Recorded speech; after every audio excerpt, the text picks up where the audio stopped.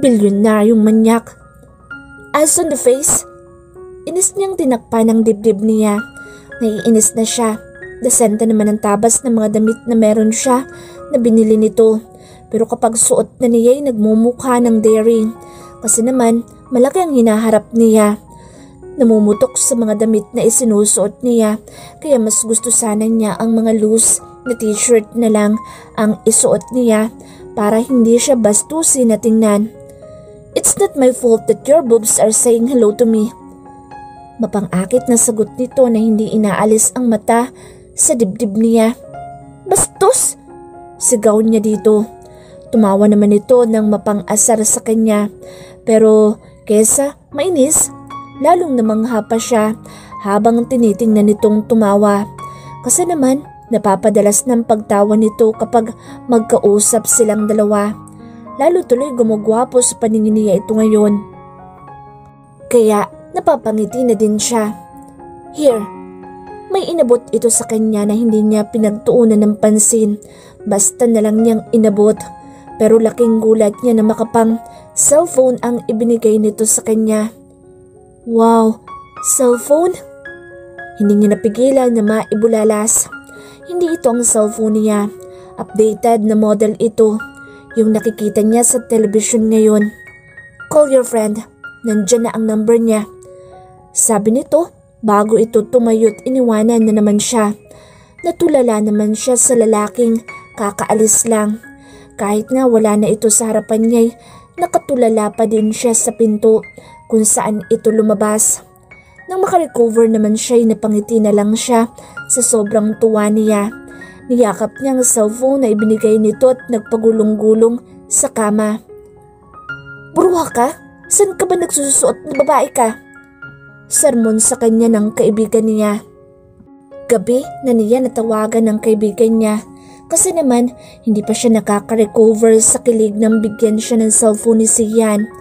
Halos mamatay na naman siya sa kilig nang makita ang wallpaper ng cellphone nito. Siya lang naman, stolen shots niya habang nasa garden siya at nagpapahangin. Alam niyang cellphone nito ni Sian dahil na din puro tungkol sa business ang nakita niya na laman nito.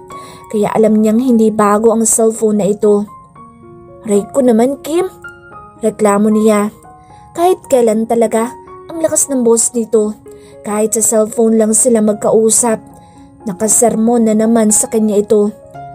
Wala kang karapatan na magreklamo sa akin. Dahil hindi mo alam kung gaano ko nag-alala sa'yo. Emosyonal na sabi nito. Bigla naman siyang nag-guilty bigla sa sinabi ng kaibigan niya.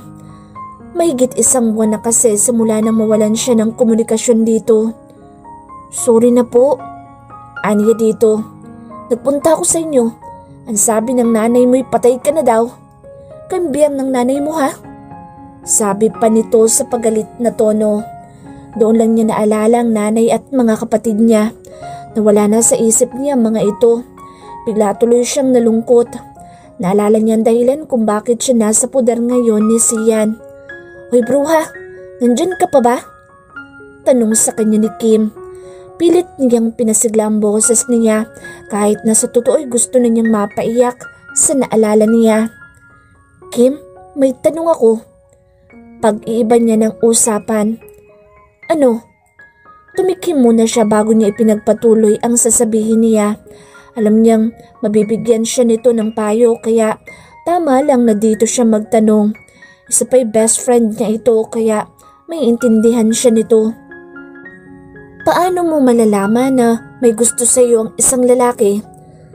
Mahabang katahimikan ang namayani sa kanilang dalawa ng kaibigan niya. Bago niya narinig ang buntong hininga nito, sabay ang mahinang pagtawa. Ay naku, bruhang ito. Yun lang itatanong mo pa sa akin? Hindi mo ba napapansin kung paanong magpapansin ang mga gustong manligaw sa iyo noon? Sagot nito. Hindi eh. Inosenteng sagot naman niya. Doon naman bumunghalit ng tawa ang kaibigan niya. Hindi naman niya makuha ang dahilan sa pagtawa nito. May nakakatawa ba sa sinabi niya dito? Sa palagay niya wala naman. Kasi naman, ang daming gustong manligaw sa iyo noon. Wala ka man lang pinansin kahit isa, bro. Kala ko tuloy magmamadre ka. Kasi naman, ang tanda mo na, never been kissed, never been touched ka pa din. Pangaalas ka nito sa kanya.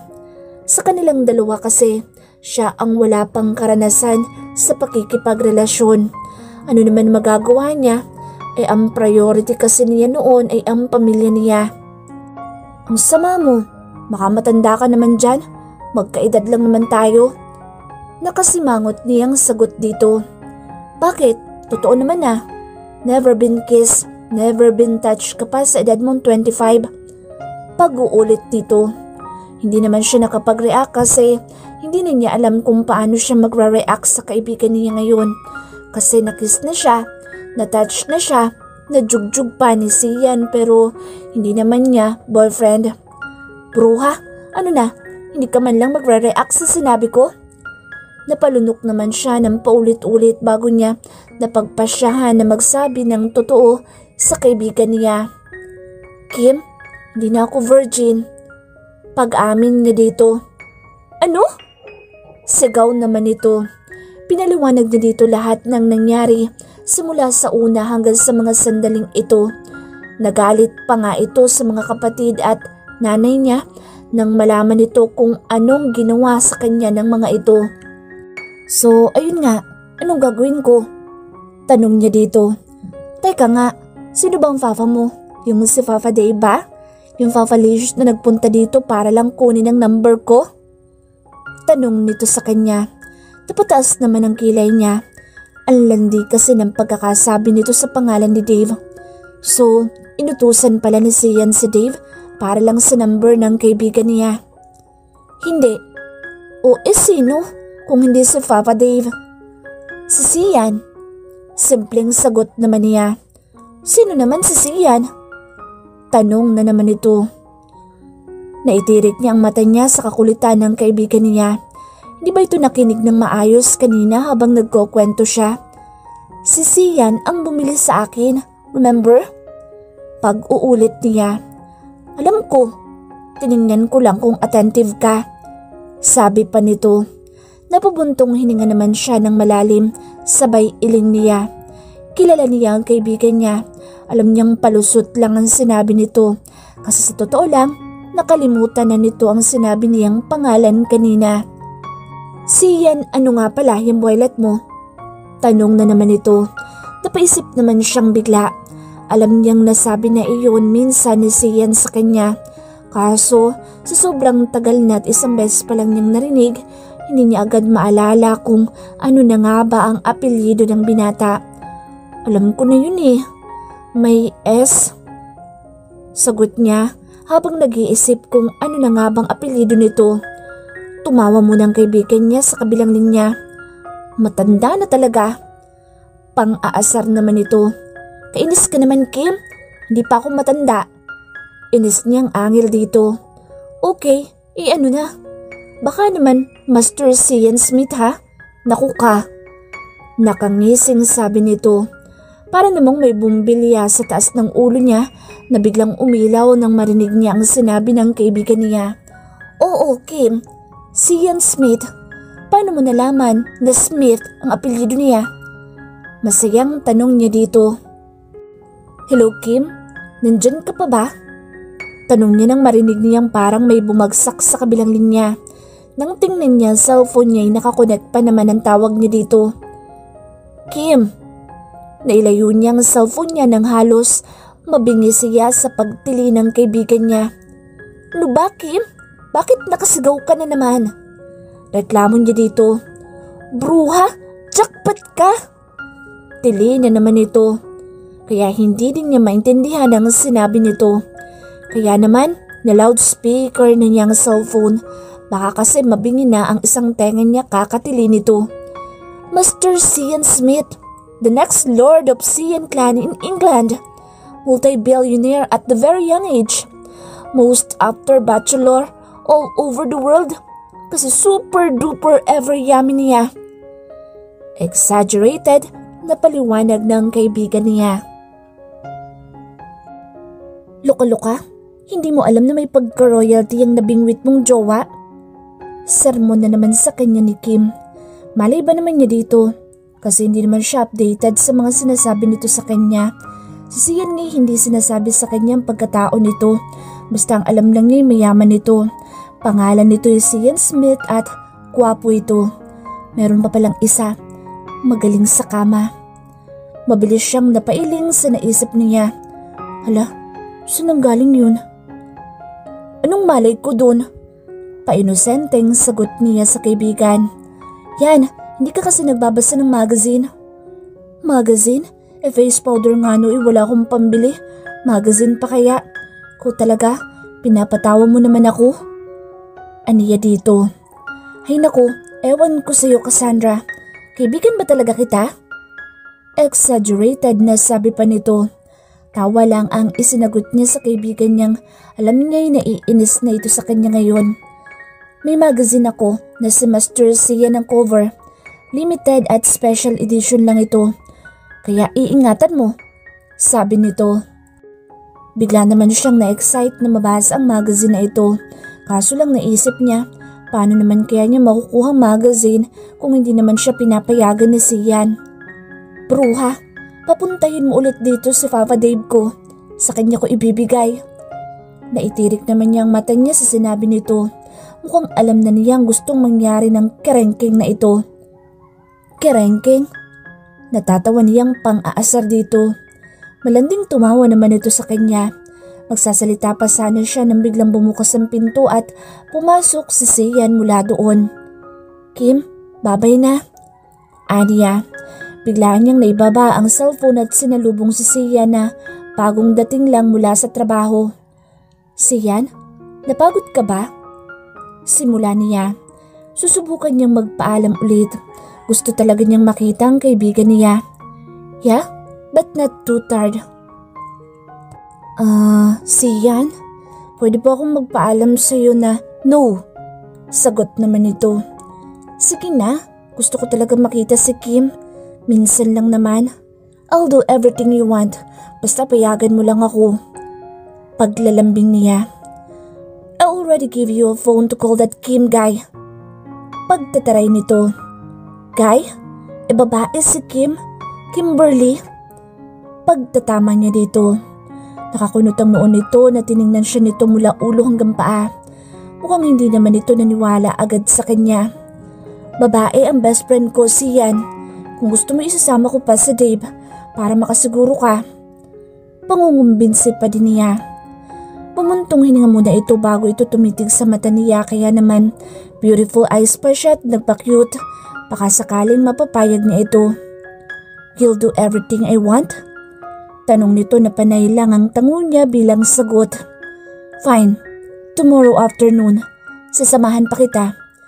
Sagot nito na ikinatili niya. Nagtatatalon pa siya sa tuwa niya.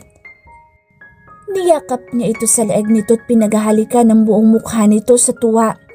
Ba naman, 6 na linggo siyang nakulong sa lungga nito kaya naman sobrang tuwa niya. Exaggerated niyang hinalikan ang buong mukha nito. Kitang-kita niyang nagpipigil lang ito ng ngiti sa ginagawa niya dito. Kaya naman, tinusok-tusok niyang tagilirin niya para mas mapangiti ito. Hala, ang landi ng bruha. Nanlaki ang mata niya nang bigla na lang nagsalita ang kaibigan niya sa kabilang linya. Hindi pala niya napatay ang tawag kanina sa pagmamadali niya. Nakakailang iced tea na siya pero wala pa din ang magaling niyang kaibigan. Kasi naman, hapon pa ang napiling oras ni Sian para magkita sila ng kaibigan niya. Alam niyang may pasok na ito ngayon dahil sa night shift ito, supervisor. Baka nga hindi pa siya siputin ito ngayon dahil may pasok ito. Pero okay lang, enjoy na lang niya mga oras na yun dahil ngayon na lang siya nakalabas ng mansyon na siya lang at hindi sa building kung saan nagtatrabaho si Sian. Bruha! Matinis ang boss na tili nito. Napangiti naman siya nang makita niya itong tumatakbo papalapit sa kanya. Kaya naman sinalubong niya ito ng mahigpit na yakap. Namiss kita sobra. Sabay pa nilang nasabi kaya sabay din silang natawa. Asan ang Papa Dave ko? Nangahabang nguso nito na tanong sa kanya. Napasimangot din siya. Hindi niya kasi naisama sa Sian dahil biglaan itong kinailangan sa ibang bansa kaya kaninang tanghali lumipad na ito patungong ibang bansa na hindi niya alam kung saan. Kasama naman ito si Dave dahil assistant nga ito ni Sian. Ayaw pa nga siyang payagan ni Sian na tumuloy sa paglabas ng mansyon na siya lang. Pero dahil matigas ang ulo niya, napapayag niya din. Ang kaso nga lang, sindamakmak na bodyguard naman ang kasama niya. Kalahati yata ng tao sa cafe na iyon ay mga bodyguard niya. Wala, nag-flight sila kaninang tanghali ni Sian. Sagot niya. Pangalan lang ni Master ang sinasabi mo? Tanong na naman ni Kim sa kanya. Yun naman ang pangalan niya, diba? Napailing naman ito sa kanya. Parang may mali sa sinabi niya. Order ka na, Kim. Libre ko. Masaya niyang sabi dito. Nanlaki na naman ang mata nito at dinama pa nito ang noo at leeg niya. Wala ka namang sakit ngayon ha? Pero manlilibre ka? Exaggerated na sagot nito. Tumawa naman siya ng malakas sa sinabi nito sa kanya. Hindi naman kasi siya nanlilibre kahit kailan. Simula noong naging magkaibigan sila nito. Sabagay, bilyonaryo naman ang jowa mo. Sabi pa nito. Nawala naman ang ngiti niya sa labi niya nang sabihin nito ang bagay na iyon. Hindi ko naman jowa si Sian. Aniya, kunwari naniwala ko, ha? Sagot nito bago tumayot nagpunta sa counter para umorder. Nagkwentuhan lang silang dalawa nang mapansin niyang gabi na pala.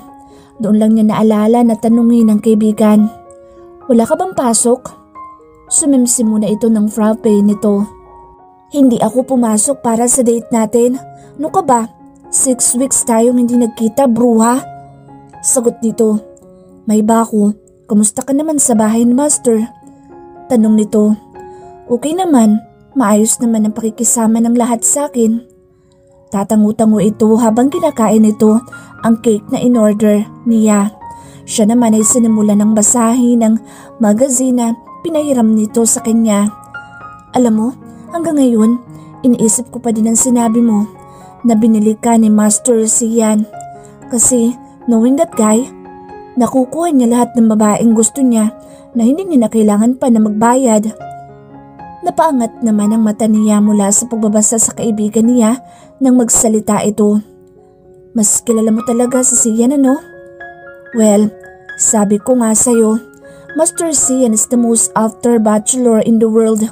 Lahat ng girls gusto siyang masilo. Kaya nga ang swerte ng mga babaeng naka-one night stand niya or mga nagiging mistress niya.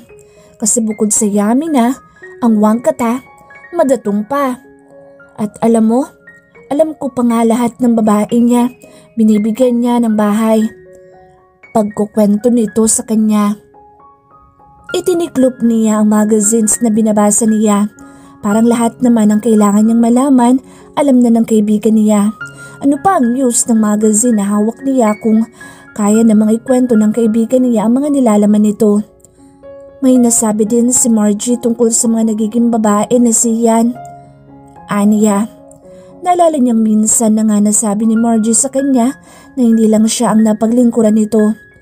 Sino naman si Margie? Nakataas ang kilay nito sa kanya. Personal stylist ko? Simpleng sagot niya.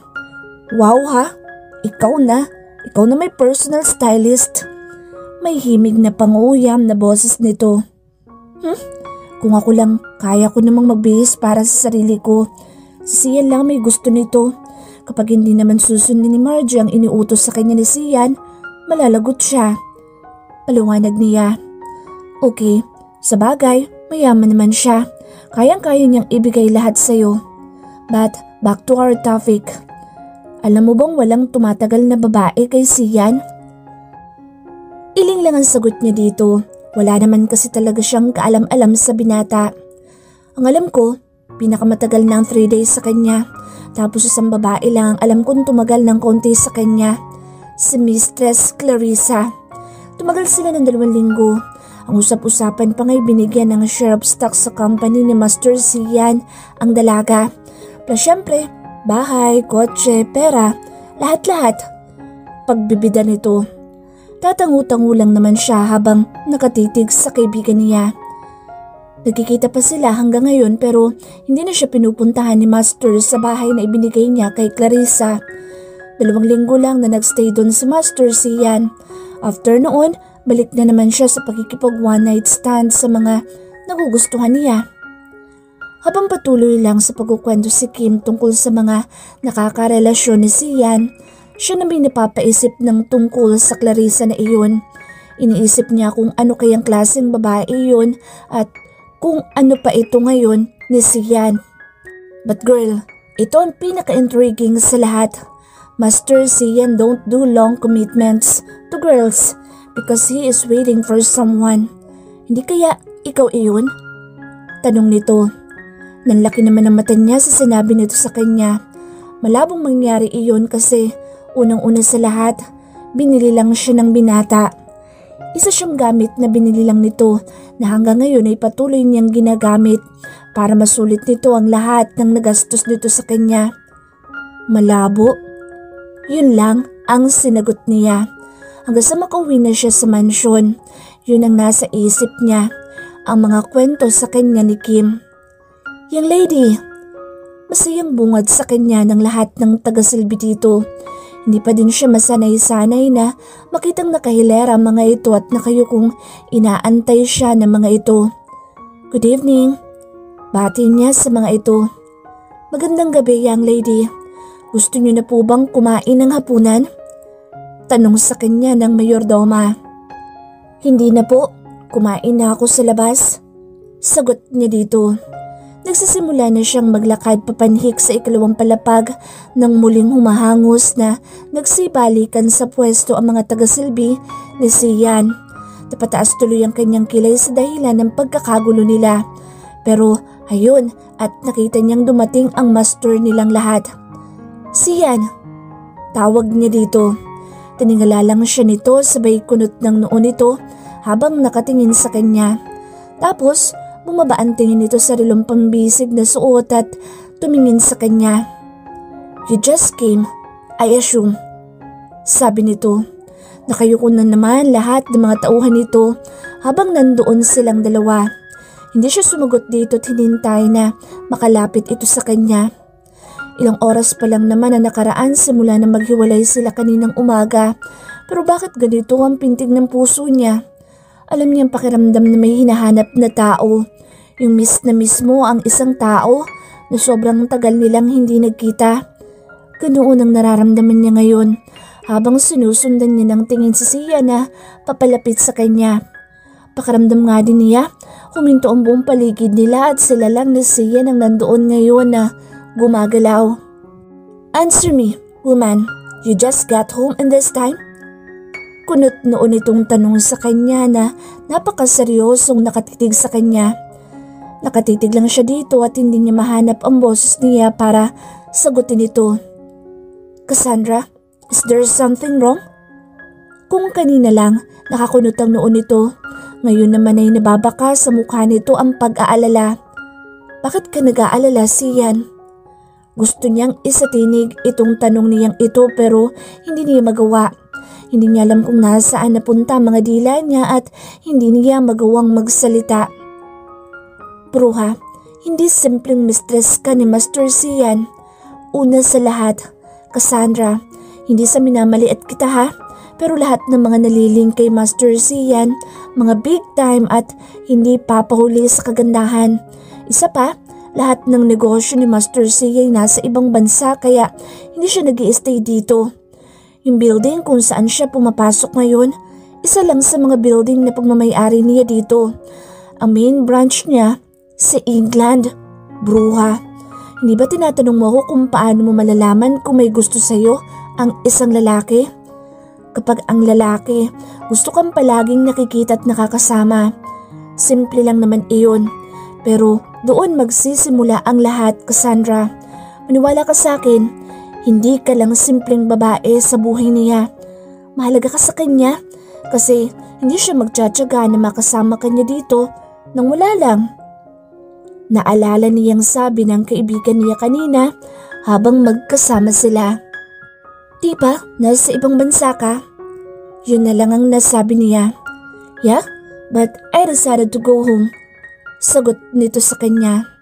She bit her lower lip. Ayaw niyang umasa sa sinabi ng kaibigan niya pero si Sia na mismo nagbibigay sa kanya ng mga senyales na sinasabi ng kaibigan niya. Why? Kinakabahan siya sa pwedeng isagot nito sa kanya. Kinakabahan siya na baka lahat ng pag-asang unti-unti nang nabubuo sa sistema niya ay gumuho na lang na parang bula. I have an early meeting tomorrow to my new investor. Sagot nito bago siya nilagpasan. Bagsak ang balikat na napabuntong hininga na lang siya sa naging sagot dito sa kanya. Ayan, umasa ka kasi Cassandra. Ano ka ngayon? Nga. And one more thing, woman. Sabi ni Sian. Kaya naman napaangat siya ng tingin dito. Nasa likod na pala niya ito kaya naman nilingon niya ito at tiningala. May 5 baitang na ang layo nito sa kanya. I just want to be with you tonight. Mahila lang pero rinig na rinig niya ang sinabi nito sa kanya. Nagwawala na ang puso niya sa sobrang lakas ng pintig nito. Ngayon habang nakatitig sa likuran ng binata na nagpatuloy na sa pag-akyat sa kwarto nila. Nangingiti na mga sinundan niya ito sa itaas. Do you have something in mind? Tanong sa kanya ni Sian. Kasalukuyan silang nakahiga lang sa kama. Hindi umalis ang binata ngayon at ano pa nga bang gustong gawin nito sa kanya kapag nasa bahay ito? Pakiramdam nga niya wala na siyang kahit na anong lakas ngayon dahil nakuha na nito. Sa tagal din nilang dalawa na ginagawa ito, unti-unti na din siyang nasasanay sa ginagawa nilang ito. Natututo na din siya ng paunti-unti kaya may contribution na din siya dito. Something like what? Naguguluhan naman niyang tanong dito. Pansin din niya, nagiging madaldal na ito sa kanya simula nang inalagaan niya ito nang magkasakit ito. Like, place where you want to go. Alanganin na tanong nito sa kanya. Natigilan naman siyang bigla. Isa lang naman ang gusto niyang puntahan kapag may nagtatanong sa kanya ng ganito. Sa probinsya nila sa Pangasinan, sa tabing dagat. Pero wala naman na kasi siyang babalikan pa sa probinsya nila. Kaya kahit saan na lang na may dagat, masaya na siya doon. Beach. Simpleng sagot niya. Beach? Like beach resort? Muling tanong nito sa kanya. Unti-unti na siyang kinakain ng antok kahit pa nga anong oras pala ngayon. Sa palagay niya nasa 2:00 pa lang ng hapon. Mula kaninang madaling araw nang magising siyang may humahalik sa kanya hanggang sa mga oras na ito. Ngayon lang sila natapos ni Sian. Sian is so unsatiable. Pansin niya ay napakalakas ng resistensya nito pagdating sa ganito. Hey, tawag nito sa kanya. Haming na lang ang kaya niyang isagot dito. Pinaghalong puyat at pagod na ang nararamdaman niya. Pero si Sian mukhang hindi pa yata tinamaan ng pagod dahil kahit inaantok na siya, nararamdaman niyang nagsisimula na naman ng binata. Nasanay na din siya sa lalaki na kahit tulog siya'y inaangkin siya nito. Yun na lang ang huling naalala niya bago siya tuluyan na ginupo ng antok. Nagising siya na wala na sa tabi niya si Sian. Nang tingnan niyang orasan, madaling araw na. 4:00 ng madaling araw. Naka-nighties na din siya ngayon. Mukhang binihisa na siya ni Sian. Thoughtful as ever. Nung una lang naman maigpit sa kanya si Sian. Pero nakikita naman niyang mabait ito. May time lang talaga na mahigpit ito sa kanya. Nawala na nga sa isip niya kung ano ba talaga siya sa buhay ni Sian. Na isa lang siyang bagay na binili nito. Na darating ang araw na magsasawa ito sa kanya at itatapon lang siya. Nang masiguro niyang wala na nga si Sian sa tabi niya, pinagpatuloy na lang niya ang pagtulog. Sigurado naman na kinaumagahan, nandun na ulit si Sian o kaya naman may ipagagawa na naman ito sa kanya ng araw na iyon. Maaga pong umalis si Master, young lady. Sagot ni Mindy nang tanungin niya ito. Kasalukuyan siyang nasa hardin ngayon para sa agahan niya. Madalas naman na siya na lang talaga ang kumakain na mag-isa. Hindi na din niya kailangan na tanungin si Mindy kung saan nagpunta ang master nito dahil alam niya hindi naman ito alam kung saan dahil hindi naman kailangan na magpaalam ni Sian sa kahit na sino sa bahay na ito. Mindy, ayoko ng pagkain na ito. Gusto ko ng tuyo at pritong itlog at saka sinangag na kanin na maraming bawang. Tapos fresh na gatas ng kalabaw ang gusto ko na inumin. Aniya habang nakatitig sa pagkain na nasa lamesa. Nagtataka naman siyang tiningnan ni Mindy pero wala naman itong nagawa kundi ang sundin siya. Sa kwarto na din siya nagsabing doon nahihintayin ang agahan niya. Young lady, ito na pong inyong agahan, sabi ni Mindy. Agad na parang nanubig ang bagang niya sa pagkakatakam sa pagkain na nakahanda sa kanyang hapag. Pero agad ding nawala ang gana niyang kumain nang makitang wala ang gatas ng kalabaw na gusto niya.